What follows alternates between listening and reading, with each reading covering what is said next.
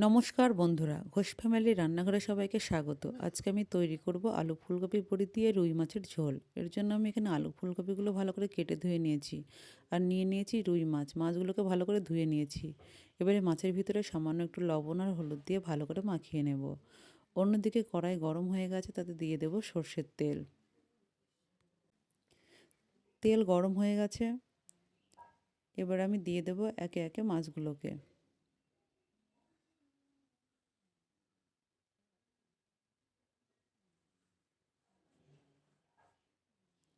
এইভাবে আমি মাছগুলোকে ভালো করে ভেজে নেব।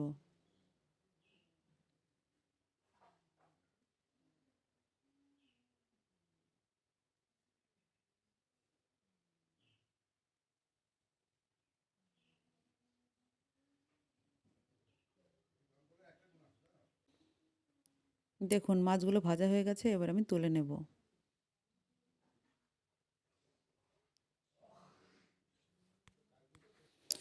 সেমভাবে আমি বাকি মাছগুলো ভেজে নেব।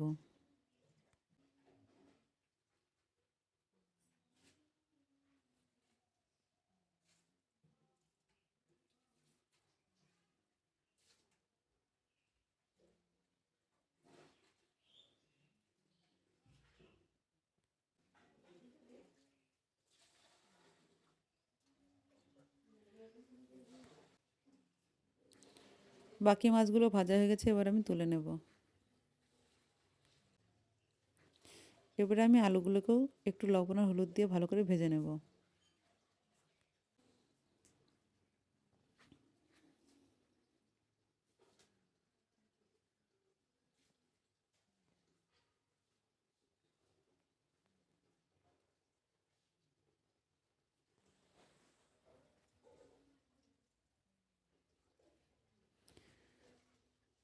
আলুগুলো ভাজা হয়ে গেছে, এবার আমি তুলে নেব।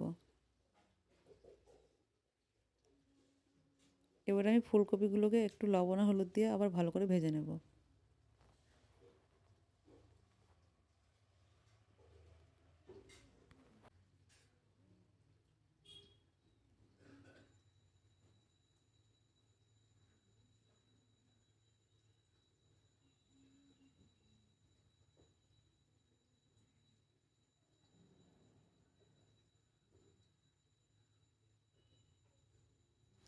ফুলকপিগুলো ভাজা হয়ে গেছে, এবার আমি তুলে নেব।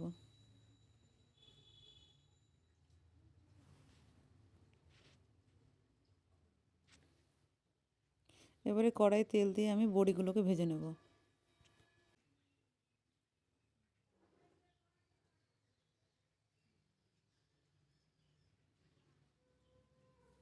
বড়িগুলো ভাজা হয়ে গেছে, এবার আমি তুলে নেব।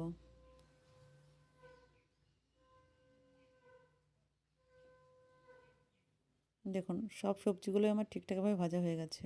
এবারে কড়াই আমি তেল দিয়ে ফোড়নে দেব গোটা জিরে, তেজপাতা ও শুকনো লঙ্কা।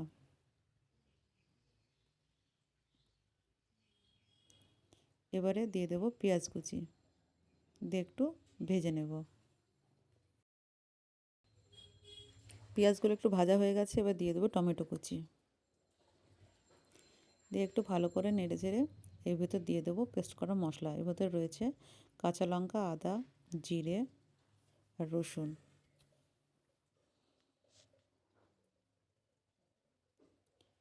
এবারে দিয়ে দেবো ধনে গুঁড়ো, শুকনো লঙ্কার গুঁড়ো ও কাশ্মীরি লঙ্কার গুঁড়ো, আর দিয়ে দেবো পরিমাণ মতো হলুদ। মশলাটাকে নেড়ে চেড়ে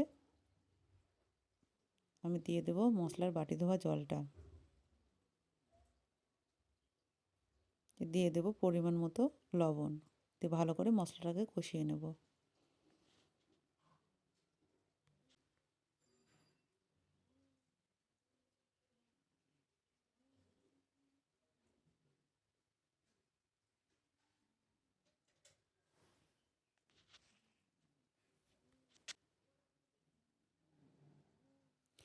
দেখুন মশলাটা আমার কষানো হয়ে গেছে, এবারে আমি ভেজে রাখা আলু ফুলকপি বড়িগুলো দিয়ে দেবো, দিয়ে ভালো করে নেড়ে চেড়ে ঢাকা দিয়ে কষিয়ে নেব।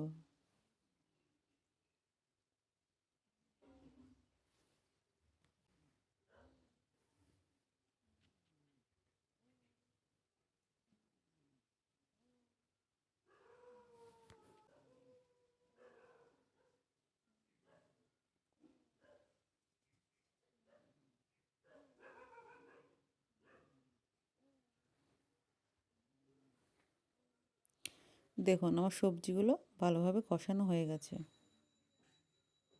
এবার দিয়ে দেবো পরিমাণ মতো জল।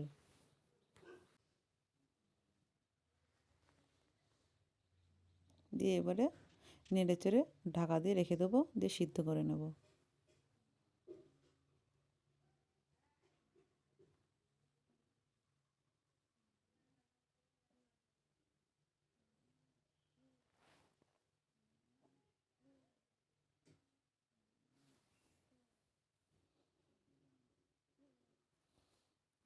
আমার সবজিগুলো প্রায় সবই সিদ্ধ হয়ে গেছে। এবার দিয়ে দেবো ভেজে রাখা মাছ।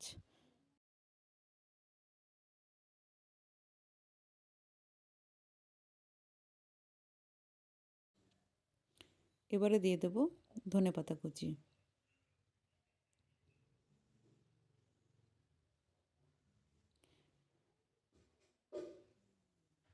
দিয়ে ভালো করে নেড়েচেড়ে ঢাকা দিয়ে কিছুক্ষণ ফুটিয়ে নেব।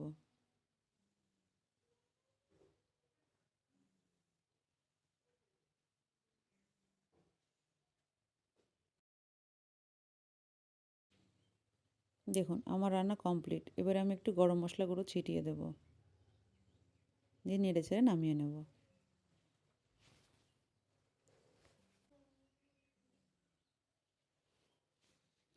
এভাবে আপনারা তৈরি করে খাবেন, দেখবেন খুব ভালো লাগবে। আমার রেসিপি যদি আপনাদের ভালো লেগে থাকে তাহলে লাইক, কমেন্ট, শেয়ার এবং সাবস্ক্রাইব করে দেবেন। ধন্যবাদ।